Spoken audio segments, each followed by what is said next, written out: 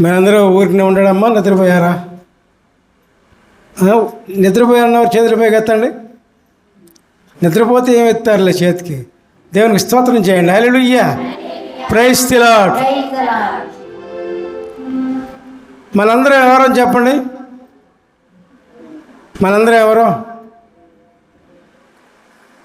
అంటే ఏం చెప్పాలి? మనందరం ఎవరో చెప్పండి ఒకసారి. రక్షించబడిన వాళ్ళం, దేవుని సన్నిధిలో ఉన్నాం కదా, దేవుని దగ్గర ఉన్నాం కదా.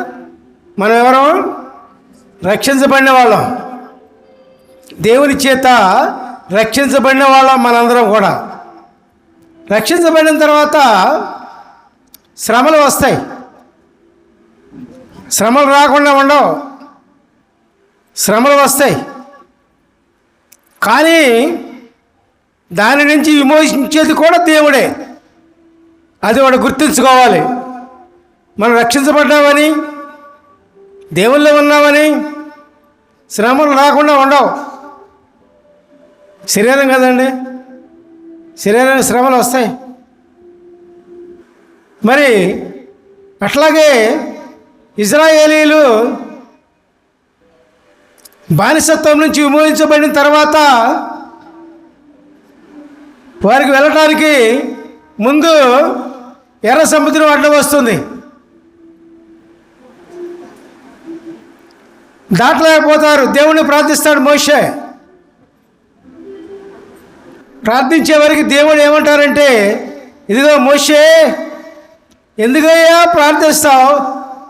నీ చేతిలో ఉన్న కర్రతో సముద్రాన్ని 2 పాయలుగా చేయి. దేవునికి స్తోత్రం. చేతిలో ఉన్న కర్ర ఏంటది? దేవుడి మాటతో, ప్రభు మాటతో మోషే 2 పాయలుగా చేస్తాడు సముద్రాన్ని. అంటే దేవుడు చెప్తే అక్కడ చేయగలిగాడు. అంటే దానికి ఆధారం ఏంటంట? శ్రమల నుండి విమోచించబడటానికి మనము దానికి ఆధారం ఏంటి చెప్పండి. ఇప్పుడు చెప్పుకున్నాం.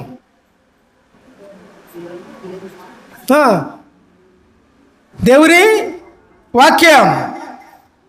దేవుని వాక్యం మన చేత పట్టుకుంటే ప్రియులారా, ప్రభు వాక్యం మన చేత పట్టుకుంటే ప్రియులారా, ఎటువంటి సమస్యలైనా సరే, మనకు ఎదురొచ్చిన సమస్యలైనా సరే మనము జయించవచ్చు. దేవునికి స్తోత్రం. అర్థమైందా? దేవునికి స్తోత్రం చేయండి. Hallelujah, praise the Lord, praise the Lord. మీకు శ్రమలు ఉన్నాయేమో ఒకసారి గుర్తు చేసుకొని దేవుని వాక్యాన్ని మీ హృదయాల్లో పెట్టుకోండి. దేవుని వాక్యమే మనకు ఆధారం. మన జీవితానికి దేవుని వాక్యమే ఆధారం. దేవుని వాక్యం లేకుండా, ప్రభు వాక్యం లేకుండా మనకు మార్గం తెలియదు. మనం ఏ విధంగా వెళ్ళాలో తెలియదు. రక్షించబడిన తర్వాత ఎట్లా నడిపించబడాలో మనకు తెలియదు. కాబట్టి పిల్లరా, మనకు దేవుని వాక్యం మూలంగా మనకి ఏమవుతుంది? దేవుని మార్గము మనకు తెలుస్తుంది పిల్లరా. దేవునికి స్తోత్రం. Hallelujah, praise the Lord, praise the Lord. కాబట్టి దేవుని వాక్యాన్ని మనం ఏం చేయాలి? చేత పట్టుకొని మనం బయలుదేరాలి. అర్థమైందా? Hallelujah, praise the Lord, praise the Lord. కాబట్టి ప్రియులారా, దేవుని వాక్యంతో మోషే సముద్రాన్ని 2 పాయలుగా చేసి అటువైపు వెళ్ళిపోయారు. అంటే ఆపద నుంచి గట్టెక్కారు. తర్వాత నడుస్తూ ఉండగా మళ్ళీ అరణ్య ప్రయాణం అండి. అరణ్యంలో ప్రయాణం అంత తేలికేం కాదు కదా, అంత తేలికేం కాదు. మరి నడుస్తూ ఉండగా దాహం వేస్తుంది. దాహం వేస్తుందా? మరి కాదు నడవగానే మనకు మంచినీళ్ళు అవుతాయిగా, అట్లాగే దాహం వేస్తుంది. దాహం వేసినప్పుడు ఒక కొలను కనపడుద్ది వాళ్ళకి, ఇజ్రాయేలుకి. ఆ కొలలో నీళ్లు తాగటానికి అవి చేదు, తాగలేనంత చేదు అవి. ఎట్లా ప్రజలేమో గోల పెడుతూ ఉన్నారు, ప్రజలేమో అరుస్తూ ఉన్నారు. అప్పుడు మోషే దేవుణ్ణి ప్రార్థించగా దేవుడు అప్పుడు ఒక చెట్టును చూపిస్తాడు. దేవునికి స్తోత్రం. దేవుడు ఏం చేస్తారండి, ఒక చెట్టును చూపిస్తారు. ఏదైనా సమస్య పోవాలంటే దేవుని మాట కావాలి మనకి. దేవుని మాట ఉన్నప్పుడు, ప్రభువు మాట ఉన్నప్పుడు ఆ మాట ప్రకారం మనం చేసినట్లయితే దానికి పరిష్కారం దొరుకుతుంది ప్రియులారా. దేవుని మాట లేకుండా మనం ఎంత ఆలోచించినా, ఎంత బుర్ర పగలగొట్టుకున్నా మనకు పరిష్కారం దొరకదు. దేవుడే మన పరిష్కారము, దేవుని వాక్యమే మన పరిష్కారం ప్రియులారా. దేవునికి స్తోత్రం. కాబట్టి ప్రియులారా, మోషేకు దేవుడు చెట్టును చూపించగానే మోషే ఏం చేశాడంటే ప్రియులారా, దేవుడు చెప్పిన మాట ప్రకారము చెట్టును తీసుకొని వచ్చి ఆ నీళ్ళలో పడేసాడండి. దేవునికి స్తోత్రం. ఆ చేదు నీళ్ళలా మంచినీరుగా మార్చబడ్డాయి. దాన్నే మారా నీరు అంటారు. మారా అని ఎందుకు పేరు వచ్చిందంటే చేదు నీరు అవటం వల్ల దాని పేరు మారా అని పెట్టారు. దేవునికి స్తోత్రం. Hallelujah. Praise the Lord, praise the Lord. అట్లాగే ప్రియులారా, మనకి ఏదైనా సమస్య వచ్చినప్పుడు దేవుణ్ణి అడగండి. ఆయన మాట్లాడే దేవుడు ప్రియులారా, మాట్లాడినవాడు కాదు, మాట్లాడే దేవుడు. బైబిల్లో ఉన్న భక్తులందరితో కూడా మాట్లాడిన దేవుడు ప్రియులారా.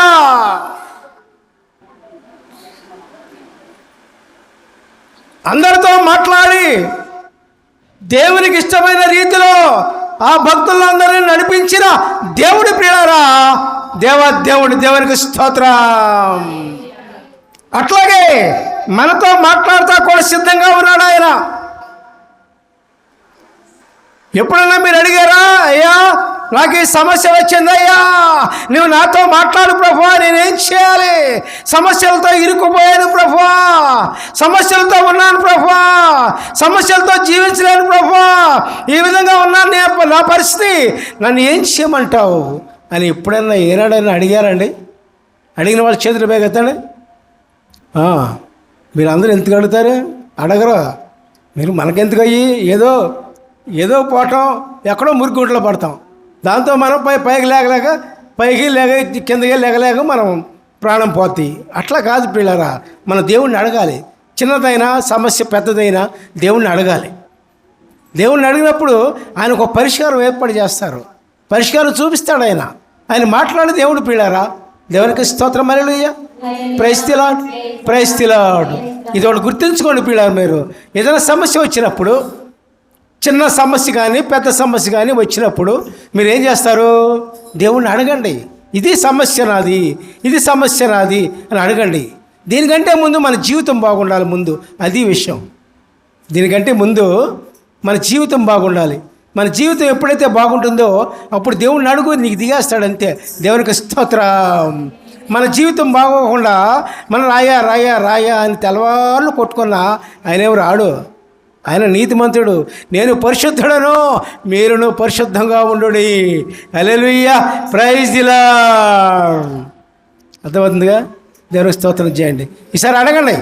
ఏమని అడుగుతాడు?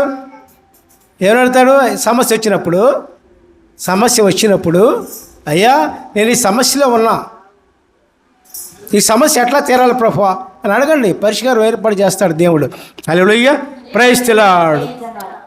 సరే, మారా నీళ్లు చేదు నీరు తీపుగా మార్చబడినప్పుడు మళ్ళా ప్రయాణం సాగిస్తూ ఉంటారు వీళ్ళు.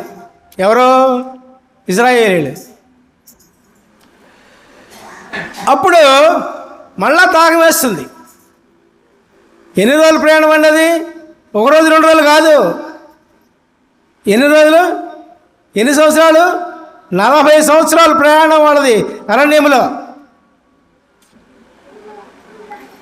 చేదు నీరు తీపుగా మార్చబడిన తర్వాత నీళ్లు త్రాగి మళ్ళీ బయలుదేరతారు. బయలుదేరి మళ్ళీ కొంత దూరం వెళ్ళిన తర్వాత మళ్ళీ దాహం వేస్తుంది. అప్పుడు మళ్ళీ ప్రజలందరూ అరుస్తారు, మోషే మీద తిరగబడతారు, ఎన్నెన్నో చేస్తారు. మోషే ఏం చేస్తాడంటే మళ్ళీ దేవుడిని ప్రార్థిస్తూ ఉంటాడు. మోషేకి దేవుడితో సహవాసం కదండి. మోషేని దేవుడు పిలుచుకున్నాడు. ఒక గొప్ప రాజరికం నుంచి దేవుడు పిలవగానే వచ్చేసాడంతే. రాజరికాన్ని వదిలేశాడు, ధనధనాలు వదిలేశాడు, చాలా సౌభాగ్యాన్ని వదిలేశాడు, వచ్చాడు. పిల్లారా, దేవునికి స్తోత్రం. ఈ ధనధాన్యాల కంటే, రాజరికం కంటే, గొప్ప స్థితి కంటే, ఉన్నతమైన స్థితి కంటే నాకు యేసయ్య కావాలి అని ముందుకు వచ్చాడు. హల్లెలూయా. అది జీవితం అంటే. ఆ విధమైన మనసు మనకు ఉండాలి. ఈ లోకంలో ఈ వస్తువులు బట్టి, వీటిని బట్టి ఏలాడకూడదు మనం. ఈ మనతో రావు. దేవుణ్ణి పట్టుకుని ఏలాడితే నీకేం కావాలని సమృద్ధిగా దేవుడు ఇవ్వడానికి సిద్ధంగా ఉన్నాడు. పిల్లారా, అర్థమైందా? వాళ్ళు చేతులు పోగెత్తండి. హల్లెలూయా. అందుకని నా రాజ్యమును నీతిని మొట్టమొదటి వెతకండి, అప్పుడు సమస్తమును మీకు అనుగ్రహించబడి అని దేవుడు ఎప్పుడో వాగ్దానం ఇచ్చారు మొట్టమొదటిలోనే. పిల్లారా, దేవునికి స్తోత్రం. అట్లాగే ఇంకా ముందుకు వెళ్ళిన తర్వాత దాహం వేసింది కదండి. మళ్ళీని రెండోసారి దాహం వేసినప్పుడు అప్పుడు మోషే దేవుణ్ణి ప్రార్థిస్తూ ఉంటాడు. మోషే ప్రార్థించినప్పుడు, ఇదిగో మోషే, ఈ బండకు ఎదురుగా నేను నిలబడతా, ఇదిగో బండను కొట్టు అన్నాడు. అట్లాగా దేవుని మాట ప్రకారం, ప్రభు మాట ప్రకారం దేవుడు బండకు ఎదురుగా నిలబడినప్పుడు మోషే బండను కొడతాడు. కాలువల వల్ల నీళ్లు ప్రవహిస్తాయి. హల్లెలూయా, ప్రైజ్ ది లార్డ్. చూశారండి, దేవుడు చెప్పింది చేశాడు అంతే. దేవుడు చెప్పంది చేయలే. దేవుడు ఎప్పుడైతే ఏదైతే చెప్పాడో అదే చేశాడు మోషే. పిల్లారా, దేవునికి స్తోత్రం. దేవుడు చెప్పింది మనం ఎప్పుడైతే మనం చేస్తామో, దేవుని వాక్యం ప్రకారం ఎప్పుడైతే మనం జీవిస్తామో, దేవుని వాక్యం ప్రకారం ఎప్పుడైతే మనం బ్రతుకుతామో, మన జీవితం 3 పూల 6 కాయలుగా ఉంటుంది. దేవునికి స్తోత్రం. లోటు అంటూ మనకేం తెలియదు పిల్లారా. లోటు రాదు, వచ్చినా అదే పోద్ది, అదేం చేయదు. ఈ లోక సమస్యలు కాదు. రాబోయే దేవుడు మనకిచ్చే గొప్ప బహుమానం కంటే ఈ సమస్యలు గొప్పవి కాదు. ఈ సమస్యలు ఎన్నదగినవి కావు. దేవుడిచ్చే గొప్ప బహుమానం కంటే ఈ సమస్యలు ఎందుకు పనికిరావు. Hallelujah, praise the Lord, praise the Lord, praise the Lord. మరి తర్వాత ఇంకా ప్రయాణం చేస్తూనే ఉంటారు కదండి. మనం ఇందాక చెప్పుకున్నాం 40 సంవత్సరాల ప్రయాణం, అరణ్య ప్రయాణం అని. తర్వాత ఇంకో సమస్య వచ్చింది వీళ్ళకి.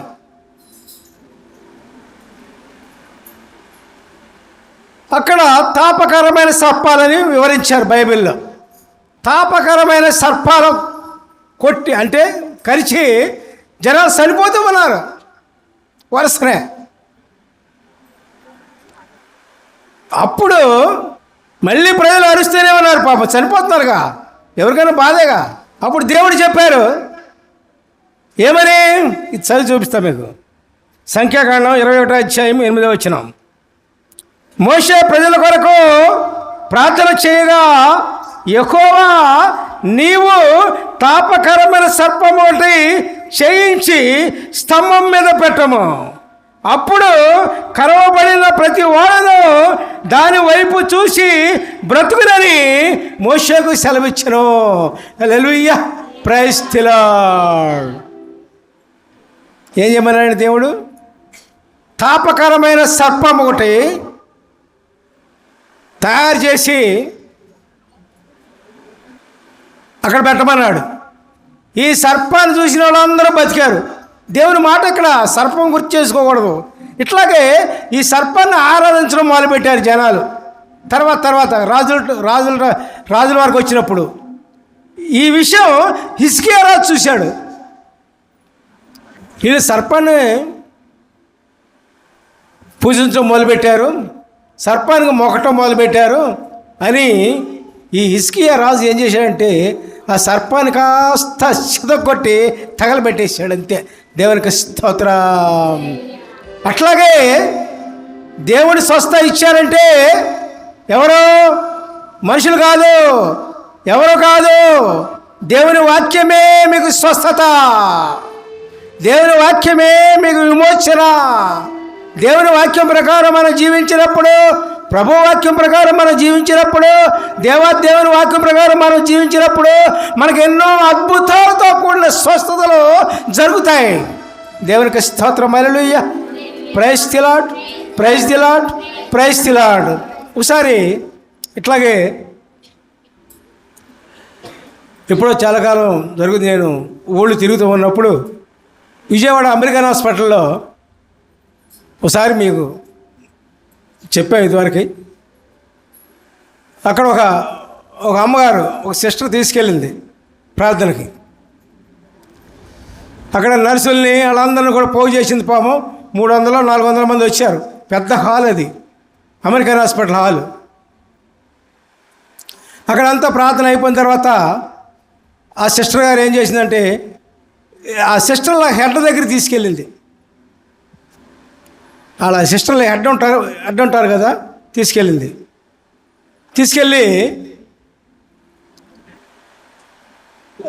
వచ్చి ఏమంటే ఆమె సేవ చేసేది, ఆమె విస్తారమైన సేవ చేశానండి నేను, నాకు ఒళ్ళంతా చీడ వచ్చేసింది, గజ్జి వచ్చేసిందండి, మరి నాకు చాలా ఇబ్బందిగా ఉంది మరి అంది. సరే అండి అమ్మ, మరి చిన్న ప్రార్థన ఒకటి ఆమె చేసి వచ్చేసాం. ఆమెకి 3వ రోజు కల్లా పొన్నంటి శరీరం అయిపోయిందా ఉంది. దేవునికి స్తోత్రం. ఆమె గుణదల వెళ్ళా ఒకసారి, ఆ గుణదల వచ్చింది ఆమె. చాలామంది, అనేక మంది అక్కడ ఉన్నారు, అక్కడ పాస్టర్లు, ఉపదేశాలు చాలామంది ఉన్నారు. స్వస్థత గురించి ఆమె చెబుతూ ఉంది. మరి ఆమె గొప్ప సాక్షిగా పాపం గుణదలలోనే చెప్పేసింది. దేవునికి స్తోత్రం. హల్లెలూయా. దేవుని స్వస్థలు అట్లా ఉంటాయి. దేవుడు చేయాలి స్వస్థ, మనం కాదు. కాబట్టి ప్రియులారా, మరి అటువంటి అద్భుతాలు చేసేది దేవుడు మాత్రమే ప్రియులారా. తర్వాత దేవుని వాక్యము ఎవరు అంటే ప్రియులారా, ఈ వాక్యం ఒకటి చదవండి మీరు. యోహాను 1:14. యోహాను 1:14. ఆ వాక్యము శరీరధారి అయి కృపా సత్య సంపూర్ణుడిగా మన మధ్య నివసించను. దేవునికి స్తోత్రం. ఆ వాక్యం ఎవరన్నమాట, ఆ వాక్యం ఎవరన్నమాట, ఇప్పుడు దాకా చెప్పుకున్న వాక్యము అని. ఆ వాక్యం ఎవరన్నమాట, కృపా సత్య సంపూర్ణుడైన దేవుడు యేసయ్య. ఆయన పేరు వాక్యం అని కూడా ఉంది. వాక్యమైన యేసయ్య. దేవునికి స్తోత్రం. హల్లెలూయా. Praise the Lord. ఆయన ఎవరన్నమాట, కృపా సత్య సంపూర్ణుడు పిల్లారా. ఆయన కృపతో నిండినవాడు. ఆయన కృప అమూల్యమైనది. ఆయన కృప అనంతమైనది. ఆయన కృప ఆకాశం ఎంత ఉందో అంతకంటే ఎత్తుగలది ఆయన కృప ప్రియులారా. అటువంటి మహాకృప కలిగిన వాడు దేవుడు ప్రియులారా. ఆ దేవుని సన్నిధిలో మనం జీవిస్తూ ఉన్నాం. దేవునికి స్తోత్రం చేయండి. Hallelujah. Praise the Lord, praise the Lord, praise the Lord. ద్రాక్షవల్లి వైనా ప్రభువా యేసు దేవా, నీకే మహిమ నీకే ఘనత దేవా దేవా. ద్రాక్షవల్లి వైనా ప్రభువా యేసు దేవా, నీకే మహిమ నీకే ఘనత దేవా దేవా. హల్లెలూయా ప్రభువా, హల్లెలూయా, హల్లెలూయా, హల్లెలూయా, హల్లెలూయా, హల్లెలూయా,